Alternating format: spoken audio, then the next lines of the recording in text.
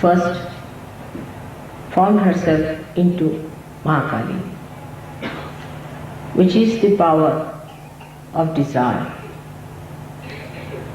But all these powers are nothing but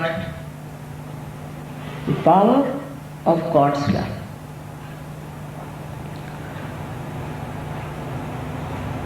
So, in the series of this great love of God, Adishakti had to first become the power of desire. In the same way, Sahajogis who are bestowed with this power of love have to have full desire in their heart. Desire to love. That desire is very different from the other kinds of human love you have known. In other kinds of human love, when we have relations with others, we have expectations, and that's why it is very disappointing. Our expectations always run higher than our understanding and realities. And so we suffer from disappointments and frustrations. And the love that has to be nourishing and fulfilling becomes a thankless job. So when it reflects in the human beings, it is the desire to be loved by everyone, not to love others. Everyone should love you, but how far you love another is the point. Naturally, everyone for oneself, so really nobody loves. But when it comes to real love, then sacrifice becomes a nature. You don't call it a sacrifice, but you call it a privilege. You say it's privilege to give love. It's a great chance that we can love. It's our great fortune that we can love. It's God's blessings that we can love and give. So the giving starts when you realize, not understand, but realize the love, the power of love. That's the third power which starts expressing. Because after this, a person becomes active, creation. That's how the action of achieving that state of giving love starts. To begin with, we start activating in so many ways. As I said, we start expecting and thinking that we are loving others. We act for that. In that madness that others should love us, others should respect us, others should think we are great, they should recognize us, we start loving something else which is not self-love. So we go on first to money. Money becomes a very important one. We think that if we have money, people will love us. We become very powerful as money. Moneyed people, as rich people. So we start accumulating money. We start loving the money. But money is not the truth. We don't love the truth. When we start loving the money, we start thinking about problems of money. Such people can become miserly to such an extent that even towards God they become miserly. They never have money actually, because if you cannot spend your money, you have no money. If it is not available, what's the use of having all the money? That's how they have problems. Because they love money and not the God Almighty. They're worried about money, but not about the truth. Then with that, they go to a second thing, is the power. They want to have the power, they want to become presidents, ministers and bureaucrats and all that. They want to have the power, they think by having great power, people will respect them and love them. But they get drowned in fear. What they get is fear. All the time they have fear. Also money people have fear. That's why in the Bible it is said that wages of sin is fear. What is sin? Sin is not to love the truth, is the sin. When you don't love the truth, then it is sin. So when you start getting worried about your positions, like the president feels that he'll lose his job, the vice president thinks that he'll be sacked, the prime minister thinks he may not be elected, the bureaucrats think they will lose their jobs, they won't get promotions or something. There will be problem. All these people are suffering from terrible sense of fear. They have no freedom of any kind. And in that category, people just go down so much with fear. They are even worse than people with money. Because once they are lost, they are lost. They can never revive. No chance. Once you lose the election, you are lost. Nobody is going to look at you. I have known people who have been at a very high position, and once they lose that position, nobody looks at them. They just walk like straight, otherwise there will be at least 100 cars to receive them. And once they lose their jobs, there's nobody even to look at them, they just walk like ordinary people. Even seeing all these things happen, this truth, just coming before them so clearly, they do not keep to that truth. They do not realize that truth. They do not have that realization within them. They understand for a while and they go after it. Then when the person dies, they see a moneyed man, a rich man is forgotten. Nobody is bothered about them. Who was the rich man? On the contrary, the people, the prime ministers and all those high-ranking people, when they die, immediately books start coming out about their private life, all the dirty things they did, and all the horrible things they did, and what sort of a life they led. There's no fragrance in their life, no idealism, nothing. Because responsibility that they have to the public and to themselves, they have not understood it. And they made a mess of their private life. That's why this kind of a reaction comes after it. Because then she took her form as Sita, as the power of Sri Rama. Silent, potential, suffering. How much she suffered? How much she suffered? Then she took the form of Radha. Then she came as 5 powers of Saraswati, as the 5 wives of Sri Krishna.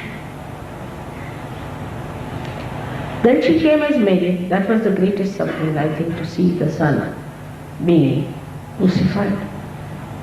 The suffering, silent, patient suffering, she had to go through it. All that drama to be seen was too much. She went through all that because you all had to cross your Agya. She had to sacrifice her child. It's easy for a father to do that, very difficult for a mother. Now you are all mothers. So many of you, you will know what it is to have a child and how one feels about it.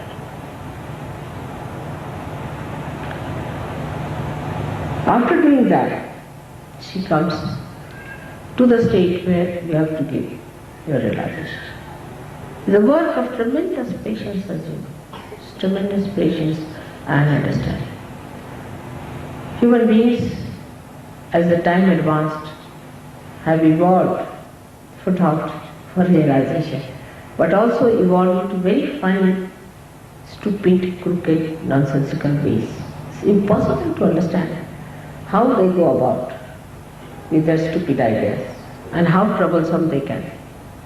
They can be very crooked, funny, troublesome, to such an extent that sometimes even it is difficult to forgive. Despite that, so many of you are here today in Europe, in the land of the Guru.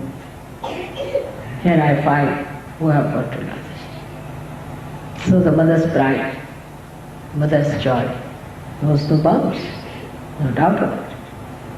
It's such a great thing to see her children sitting here to receive all the powers from her. Now again, when we are in this situation, we have to know the first principle with which the whole thing started. That it is the power of love.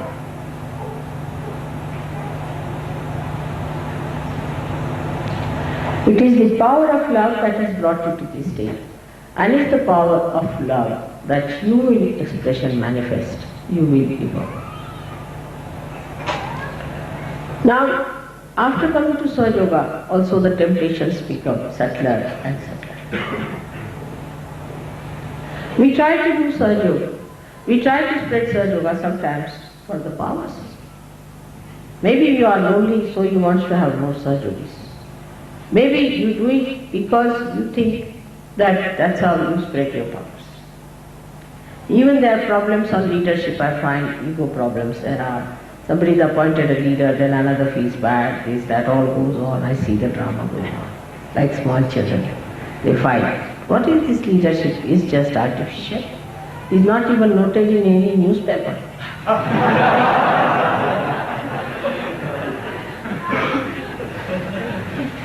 As they have mock governments, we have a mock leadership.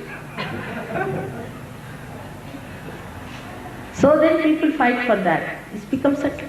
The power struggle goes on, becoming subtler and subtler. Then again money problems come up. Some people think that Sahaja Yoga is a very good way of making money. Or some people think that we can get a lot of money because Mother blesses people with money, affluence, so let us be in Sahaja Yoga. But don't spend a single pie, you see. Just manage it. No, it's not like that. It's the other way around. It's again another dilemma is that in India, which is a place of poverty compared to all of you, everyone donates money. All the trustees in every center, wherever there are trustees, have to donate at least 5,000 rupees to become the trustees. Of course, I don't get anything out of it, but I must have donated, I don't know how much myself to become the trustee of surgery. But you have to donate. And when you become miserly again, that means again it's the same game going on. You have bank balances, but the source is finished and you have nothing left. The bank balance should be with God. Then He gives you interest more than the capital. Is there any bank which does that? And it is not the Swiss bank. You have to pay for keeping money with that.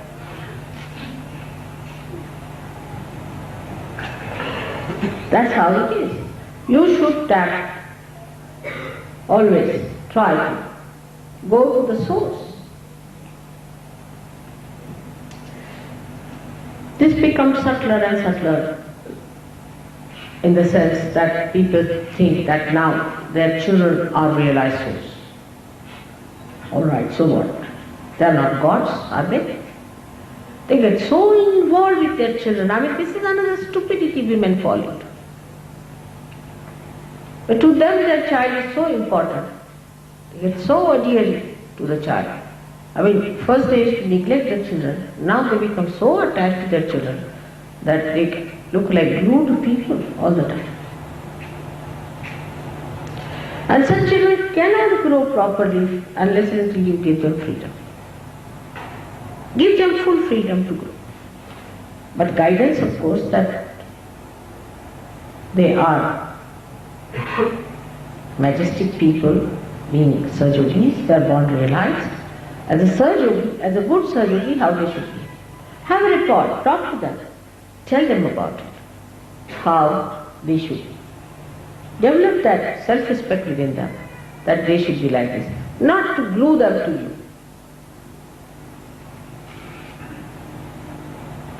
That's not the way. Children will never grow properly, even physically, if you glue them to yourself. In the West now I see new ideas coming up that the children must be glued to the mother. This is from one extreme to another extreme. They'll become very left-sided. Even if they'll be grown up in age, they won't grow up in their brains. They won't grow up in their behavior if they are glued with the mother. If they cry for a little bit doesn't matter, but the children must be made to sleep away from mother. All the time, you should not carry your children in your life. There is no need at all. But this is not that the child wants, it's the mother who wants this kind of thing. And some fathers also have seen, glued down to their children.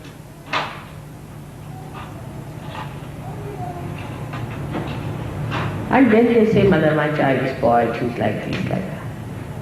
Such children will get possessed very fast if you make the children dependent on it. Very fast they will become possessed. If you make them over-independent, you are on your own. Like the other side was that when we were in Oxford, a girl of 7 years used to come and give us newspapers, and she was a daughter of a lord. At about 5 o'clock in the morning in that hole, she used to climb up all the way on a bicycle, delivering those newspapers. And when I told her, mother, what are you doing? It's very dangerous. This child is in danger. She's a girl. How can you do that to her? She said, no, she has to be on her own. So the one side is to be on her own, and another side is to glue them. Is again the same subtle attitude of possessiveness. Is possessiveness. This is my child. I must look after the child. The child is a realized soul. This time. Only your child is not realized soul. Everybody's child is a realized soul in search. How much do you do for others' children? Or only you look after your own child? The custom should be, if you buy one thing for your child, buy 2 more things for another child. Buy better things for another child and less things for your child.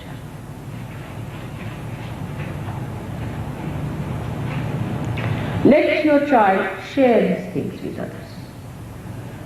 At the time when you are buying something, buy something that you can share. Teach him how to share. Because though they are realized souls, with the mothers and the fathers like this, they'll become again the same miserly old style people. Quarrelsome, fighting, beating each other, troubling each other. So be careful. Being realized soul, you'll be surprised, they will be extremely, extremely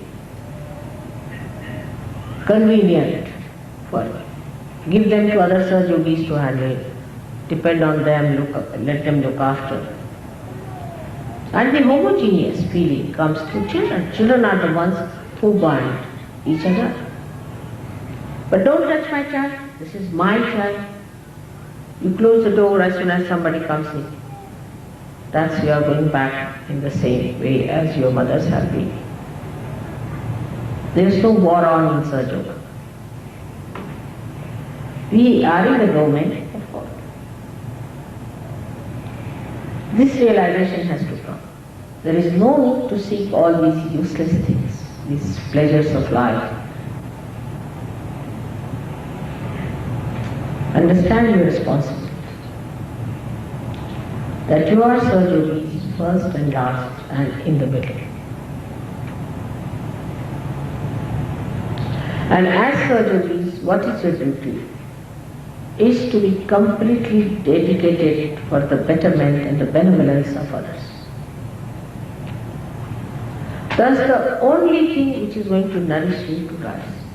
If you look after your children like this, like mad, it's not going to help you. You will have problems. If you neglect your children, you will have problems. So come in the center and be just witnesses of all that.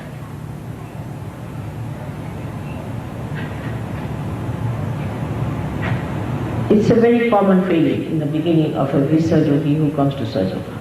They'll send me the list of 5 generations on this side and 5 generations on this side. My fathers, brothers, sisters, this thing is, that thing is, real cousins, real, this thing is sick. So please, mother, put your attention. And when I put my attention, the attention returns back, I can't find that. It starts like that at the beginning. Alright, in the beginning I say alright, just now they have entered. But you don't know these are tentacles which keep you down. They do not allow you to rise in the domain of God. In the domain of God, everything that is yours, even your hair, are looked after by God Almighty. Everything. Can you understand that? Can you realize that? Is all done by billions and billions and billions of powers of Vishudi.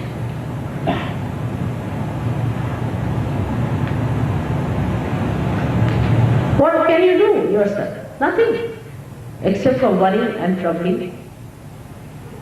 So just if you believe and assume that power today, that you are in the domain of God, which is active benevolence. The nature of it is active benevolence. As we say, Hita.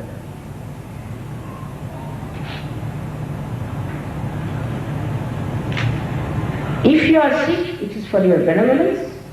If you are alright, it is for your benevolence. If you have money, it is for your benevolence. If you don't have money, it is for your benevolence.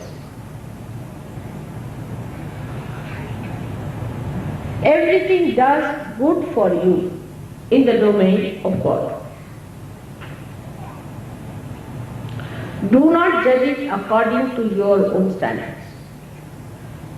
Whom do you think to be a person who is benevolent in this world? Apart from me. Really, in the real sense of the word. Supposing you take a man who is very rich. Is he benevolent? No. Is he happy? No. Is he respected? No.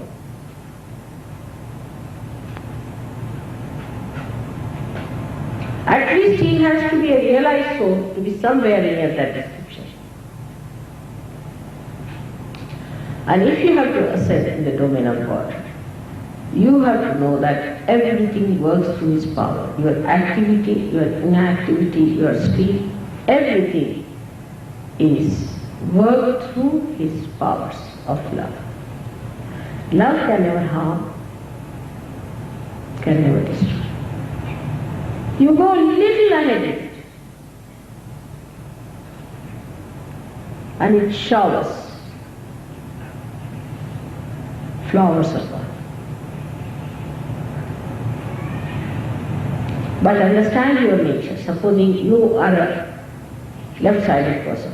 Mostly I see left-sided persons always want to do my pujas. And the right-sided persons are organizing. Do the other way around. Must know your nature. Give yourself a balance and then enter into the kingdom of God. Like you are entering into a door, say for example, and you have too much load on your back, meaning you are a left-sided person. Then take down the load from your back on your head and enter. But if you have too much on your head, put it on your back and enter. Because you are tired, you do it every day. Supposing this hand is tired, you put it on the left hand. I see in aeroplane when people are walking, they are holding it with one hand, and automatically when it is tired, they put it to the left. Automatically, they are not surgeries. In the same way, in life also, if you have done one-sidedness too much, try to do the other side and give yourself a balance.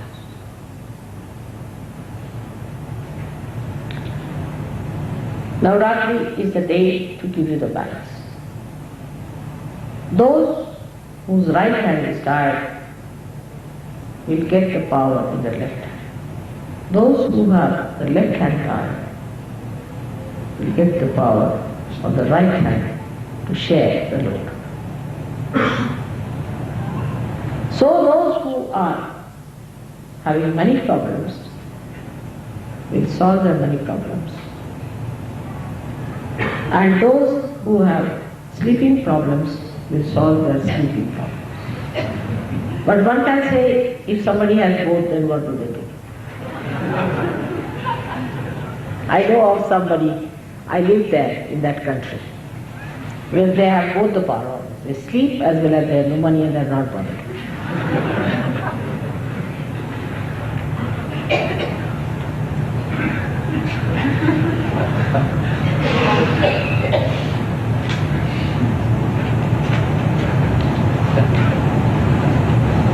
So, for such people, what should we do? Of course, I won't tell you, but one has to do something about it.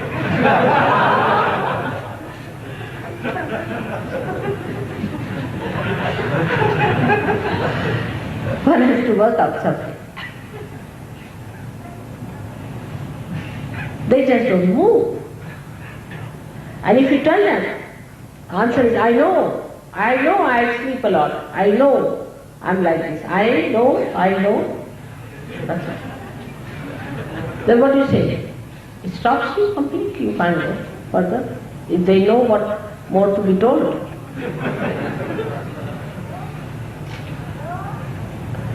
This is a complete mountain there standing just to finish you completely.